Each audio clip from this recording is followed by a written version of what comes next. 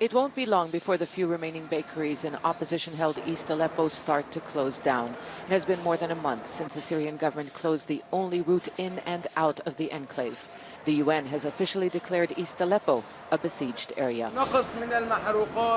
We're facing a lack of flour and fuel. Without the fuel, we can't use the oven and generators, and the price of fuel is rising.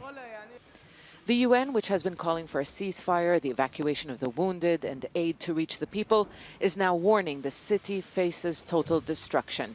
In an initiative to silence the guns, the UN Special Envoy made a direct appeal to Jabhat Fateh al-Sham, previously known as al-Nusra, to leave the city. Let's start with al-Nusra. We don't talk to each other. You know it, we know it. But can you please look at my eyes? And those of the Aleppo people, of the 275,000 civilians that are there where you are, and confidently tell those 275,000 people that you are going to stay there and that you remain there and keep hostage of your refusal to leave the city. The presence of al-Nusra fighters in Aleppo and across Syria has been used as justification by Moscow and Damascus to continue their offensives against the opposition. Russia reacted immediately and welcomed Mistura's proposal to evacuate what the UN says are 900 fighters from the city. But what Russia did not say is whether it would agree to the second part of Mistura's initiative, and that is to halt the bombardment once the fighters leave.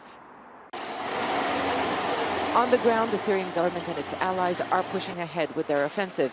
They have taken more ground. Half of the rebel neighborhood of Bustan al-Basha is now under their control. They have yet again called on the rebels to surrender and civilians to leave. But the only road they can take is to government-controlled territory, and many are too scared to do that without international guarantees.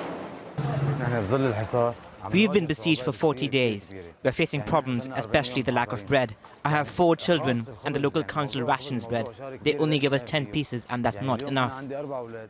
Shops have been forced to close. Markets are half empty. Stocks are in short supply, and prices are rising, making life difficult for the 275,000 people trapped here.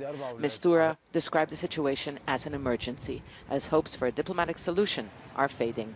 Zeina, Khodr, Al Jazeera, Gaziantep.